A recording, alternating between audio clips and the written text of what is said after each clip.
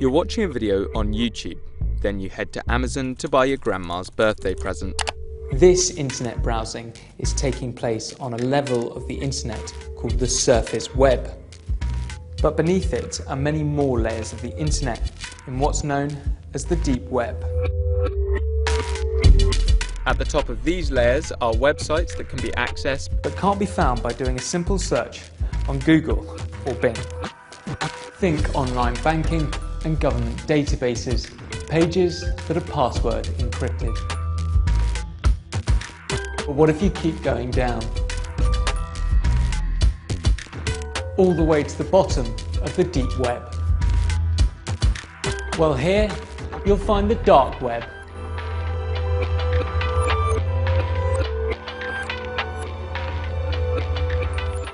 Here, users can communicate through encrypted messages and can buy and sell anything with total anonymity. It's been called the Wild West of the internet because operating in the shadows are extremists, criminals and trolls. But where did the dark web come from? And how does it work? Firstly, the dark web is not a place, but a term that describes parts of the internet that hide your identity and location. The dark web's infrastructure was created in the 1970s at the same time as the internet itself, but to utilize it, you needed darknet software.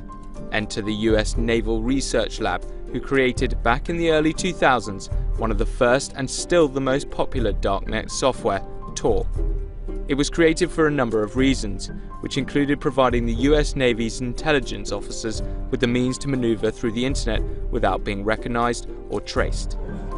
But to really give you an understanding of what the dark web is like, we need to explore it firsthand. So I've downloaded Tor, which looks like a normal web browser and seems to behave like one too. I can visit any site I like, but unlike normal web browsers which would register my IP address straight away, the Tor browser bounces my request to enter the site via several computers around the world, encrypting and decrypting my identification as it goes, so that no one knows where the request has come from. Now that I'm browsing the internet anonymously, certain websites have become accessible. Websites like the infamous Silk Road.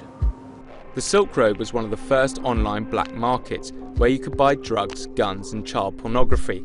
2 years after starting the site, the founder, Ross Ulbricht, was arrested in 2013 and sentenced to life in prison for money laundering, drug trafficking, hacking and fraud.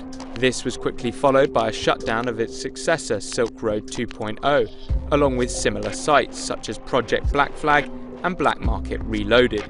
There are even reports that the FBI has hacked into Tor itself, which subsequently saw the browser's usage drop by nearly 50%.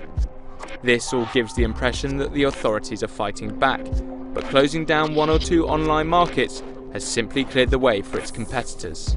If you didn't want to use the Tor browser, there's I2P or Freenet. Instead of Silk Road 2.0, there's now Dream, Agora or Alphabay, and they all provide the same services. The dark web, however, is not just an eBay for illegal purchases. It's also used by radical extremists to communicate and spread propaganda. But not all activity going on down in the dark web is illegal.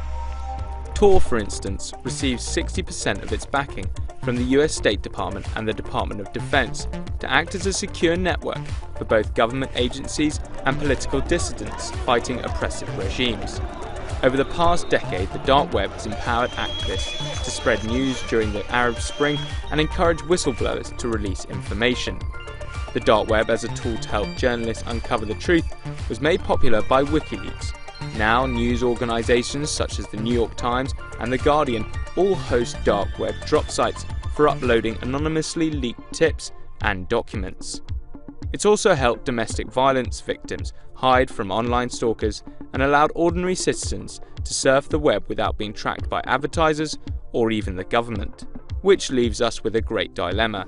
If the authorities try and succeed in shutting down the dark web and the criminal activity that it supports, they'll also be adversely affecting all the people that use it for social benefit. The question remains whether internet freedom and privacy, for legitimate and sometimes life-saving reasons, are worth protecting while this vast criminal underworld operates alongside it, inside the dark web.